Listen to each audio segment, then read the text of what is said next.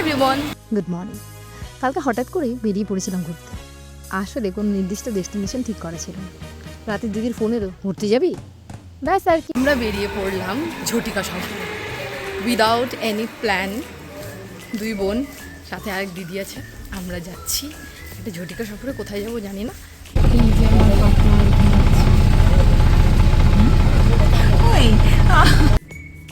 সকালে জলপাইগুড়ি থেকে মালবাজারগামী 7টার বাসে উঠে পড়লাম। বাস ছাড়ার কিছুক্ষণ পর থেকেই শুরু হলো ঝিরিঝিরি বৃষ্টি। লাটাগুড়ি জঙ্গল পেরিয়ে যখন চালসা পৌঁছালাম তখন বৃষ্টিও থেমে গেছে। সো আমরা চলে এসেছি চালসাতে। এবার এখান থেকে আমাদের নেক্সট ডেস্টিনেশনের জন্য আমরা এখন গাড়ি ধরতে যাচ্ছি। ওই যে ওখান থেকে সকালে কিছু না খেয়ে বেরোনোর কারণে বেশ খিদেও পেয়েছিল, তাই একটা মিষ্টির দোকানে বসে পরোটা খেতে খেতে ভাবছিলাম আজ আসলে কোথায় যাওয়া যায়। প্রথমে ঠিক করেছিলাম রঙ্গ ভিলেজ যাব, কিন্তু রুটটা না ভালো করে জানা ছিল না। তাই দোকানে কাকুর কাছ থেকে শুনলাম সামনে দাঁড়িয়ে থাকা বাসটা বিন্দু যাবে, আর সেই বাসেই মাঝের যে স্টপেজ সেখান থেকে রঙ্গ যাওয়া যায়। বাসে উঠে পড়লাম। উঠে পড়ার পর বুঝতে পারছিলাম না নামবো কোথায়। কে জিজ্ঞেস করাতে কন্ডাক্টর কাকু বলল উনিও ঠিক জানেন না, তবে ড্রাইভার কাকু জানেন। পাশে বসে থাকা এক সহযাত্রী কাকু আমাদেরকে বুঝিয়ে দিচ্ছিল কোথায় নামলে রঙ্গ যাওয়া যাবে। এই সেই স্টপেজ যেখানে নামতে হতো যদি আমরা রঙ্গ যেতাম। আমাদেরকে হেল্প করলেন। এই কাকুরা আমাদেরকে অনেক হেল্প করেছিল, আর এরাই বলেছিল যে রঙ্গ যেতে হলে আমাদের এখানে নামতে হবে আর এখান থেকেই নিয়ে নিতে হবে লোকাল ট্রান্সপোর্ট। কিন্তু লাস্ট মোমেন্টে আমরা করে নিলাম প্ল্যান চেঞ্জ।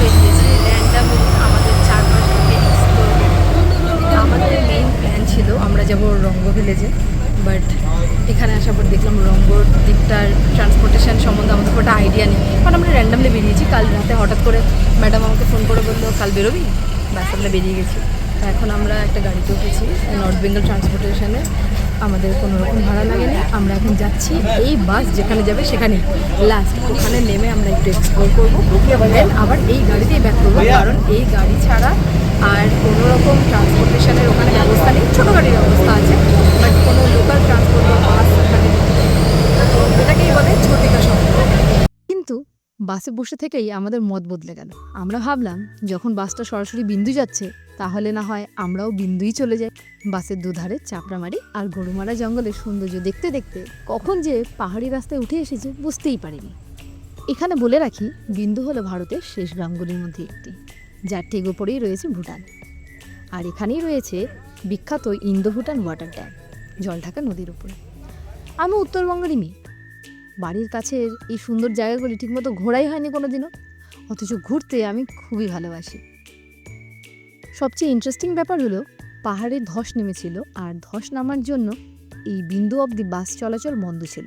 তো সব বাসগুলো পারেন বলে একটা গ্রামে এসেই আটকে যাচ্ছিল, কিন্তু আজকে রাস্তা খুলে দেওয়া হয়েছে, আর সেটাও 1.5 মাস পর। আর 1.5 মাস পরে আমরাই মনে হয় প্রথম ট্যুরিস্ট যারা যাচ্ছি এই বিন্দুতে। ভাবতে অবাক লাগছে এই সরু সরু পাহাড়ি রাস্তা দিয়ে প্রতিদিন বাস চলাচল করে।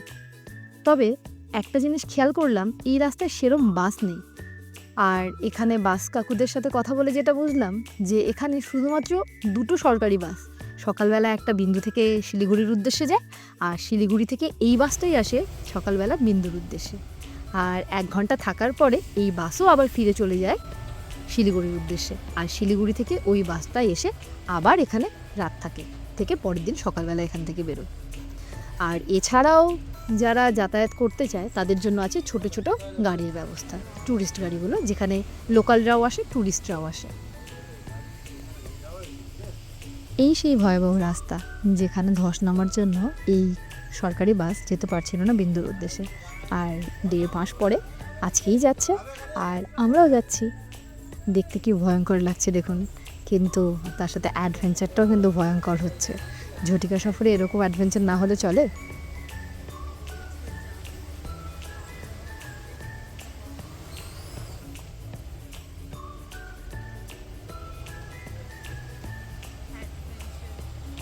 এই ভাঙা রাস্তায় আমরা এই কয়েকজনই ছিলাম গাড়িতে। এই কয়েকজনেরই নার্ভ খুব শক্ত ছিল। তার মধ্যে আমরা 6 জন ছিলাম ট্যুরিস্ট, একজন লোকাল আর আমাদের কন্ডাক্টর কাকু। তো ফাইনালি ভাঙা রাস্তা পেরিয়ে আমরা চলে এসেছি সুন্দর রাস্তায় আবার। আর এবার আমরা নামছি কিছুটা নিচের দিকে, কারণ বিন্দু খানিকটা নিচের দিকটায়, যেটা আমি রাস্তা দেখে বুঝতে পারছি। আর এখানে রাস্তার বাঁকের সুন্দর নেচার দেখতে খুব সুন্দর লাগছিল, এক আলাদাই অনুভূতি হচ্ছিল।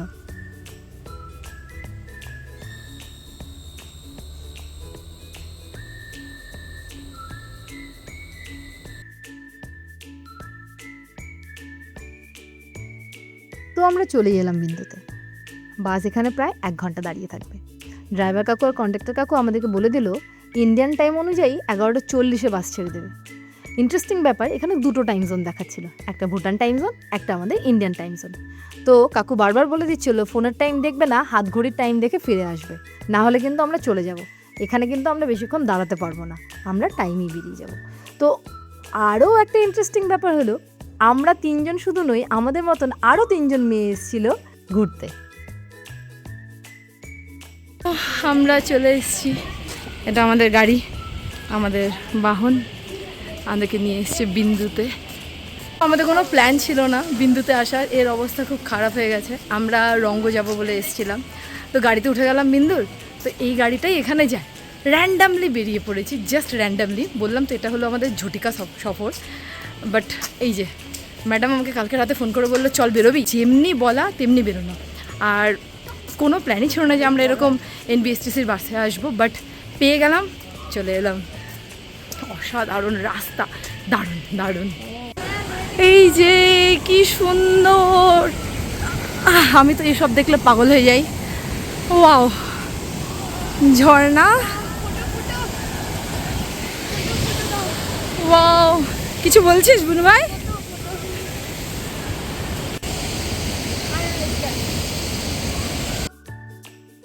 হাঁটতে হাঁটতে দেখলাম রাস্তার ওপর দিয়ে একটা ঝর্ণা চলে যাচ্ছে, আর সেই ঝর্ণার জলে এখানে লোকালরা স্নান করছে, কেউ কাপড় ধুচ্ছে। আমরা সেই জলে পা ভিজিয়ে চলে গেলাম একদম জল ঢাকা ড্যাম দেখতে।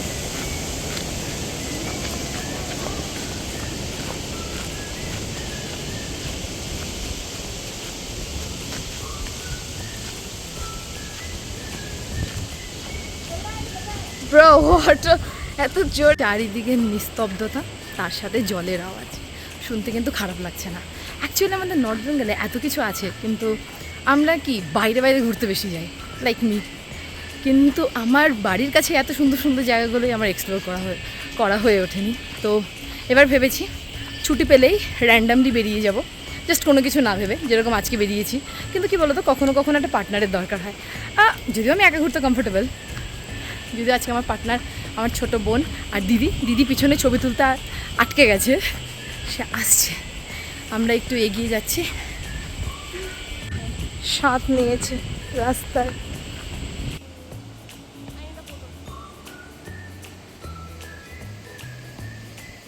আমরা আছি আমাদের পশ্চিমবঙ্গের শেষ গ্রাম বিন্দুতে, আর এখান থেকে মেসেজ দিয়ে দিচ্ছে যে আমরা ভুটানে চলে এসেছি, মানে আমরা ভুটানের টাইম জোনে আছি। এখানে আমরা 2টো টাইম জোন পাচ্ছি। এই যে পেছনে জলঢাকা নদী, এই জলঢাকা নদীর অপোজিটটাই ভুটান, আর এই সাইডটাই যেখানে আমরা দাঁড়িয়ে আছি, এটাই হলো আমাদের ওয়েস্ট বেঙ্গলের লাস্ট, মানে আমাদের ভারতের ওয়েস্ট বেঙ্গলের লাস্ট গ্রাম বিন্দু।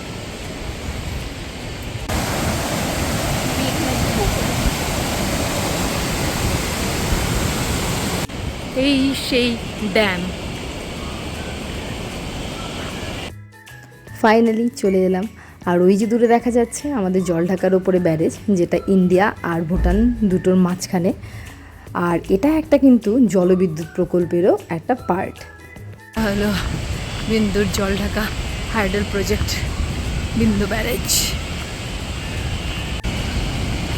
জলঢাকা নদীর দুধের মতন জল।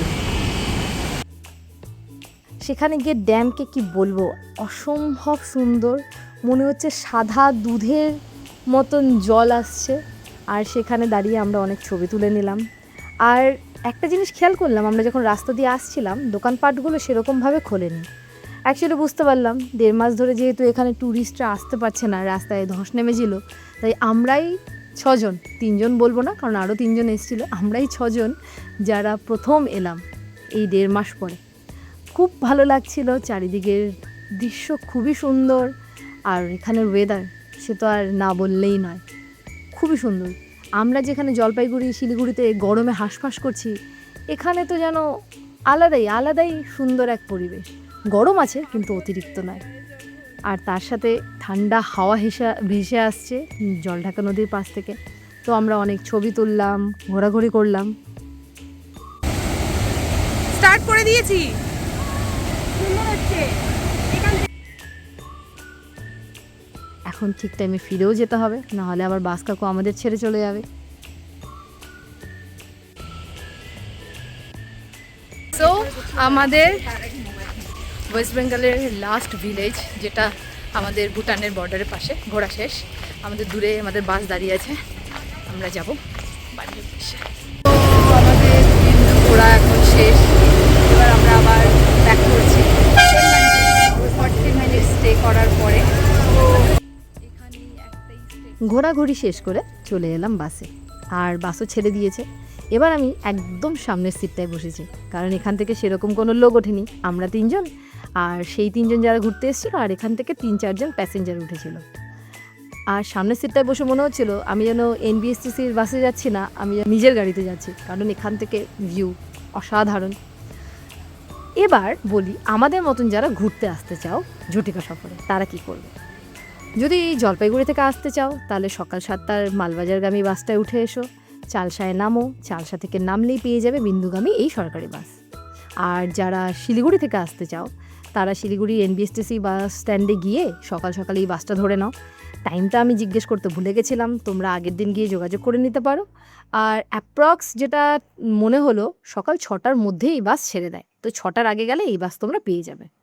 আর এবার যদি বাইরে থেকে কেউ আসছেন, তাহলে তাদের জন্য বলবো আপনারা নিকটতম স্টেশন এনজিপি আর হলো নিউ মাল জাংশন, সেখানে চলে আসুন। চলে আসার পর এখান থেকে গাড়ি ভাড়া করে নিন। এখান থেকে গাড়ি আপনারা প্রায় 1800 থেকে 2500 টাকার মধ্যে পেয়ে যাবেন। আর থাকার জন্য এখানে প্রচুর হোমস্টে আছে। আমরা দেখলাম ঝালং আর বিন্দুর মাঝে অনেক হোমস্টে আছে, সেগুলোতে থাকতে পারেন। আর কাছে পিঠে ঘোরার জন্য তো রয়েইছে খুব সুন্দর সুন্দর জায়গা, কারণ আমাদের উত্তরবঙ্গের এই জায়গাগুলোই তো খুবই সুন্দর। পাশেই রয়েছে রঙ্গ, সামসিং, মেটেলি, চালসাতেও ঘোরার মতন অনেক জায়গা রয়েছে। আর আমাদের মতন যারা ঘুরতে পছন্দ করো, হুট করে বেরিয়ে পড়ো উইদাউট এনি প্ল্যান, তাদের জন্য এনবিএসটিসি তো আছেই। আর ইন্টারেস্টিং থিং যে আমাদের তো এখন আর ভাড়া লাগছে না।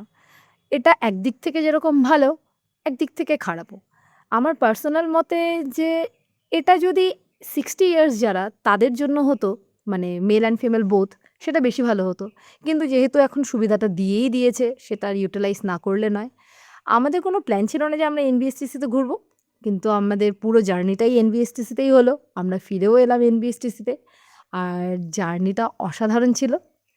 আর আমরা এখন প্ল্যান করছি, যেহেতু আমাদের যাতায়াতের ভাড়াটা লাগলো না, তাহলে আমরা না হয় একটা সিনেমাই দেখে নিই। আর আজকেই রিলিজ করেছে, তোমরা সবাই জানো, ওয়েলকাম টু দ্য জঙ্গল। তো চলো মুভি দেখে খেয়ে দিয়ে বাড়ি যাওয়া যাক। আর আমার ভিডিওটা কেমন লাগলো অবশ্যই জানাবে। লাইক, শেয়ার, কমেন্ট, সাবস্ক্রাইব করতে ভুলবে না।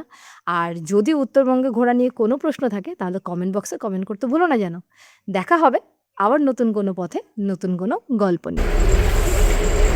ও এটাই চালসার সেই জায়গা, যেখান থেকে এইদিকে গেলে আমরা যাব হলো মালবাজার। এই গাড়িটাতে আমরা গেছি অ্যান্ড আসছি।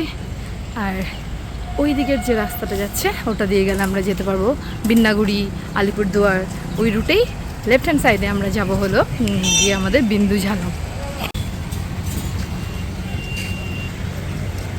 এইদিকে ওপরে গেলে মেটেলি, এদিকে গেলে আলিপুরদুয়ার, এদিকে গেলে শিলিগুড়ি, আর এইদিকে আমাদের ময়নাগুড়ি।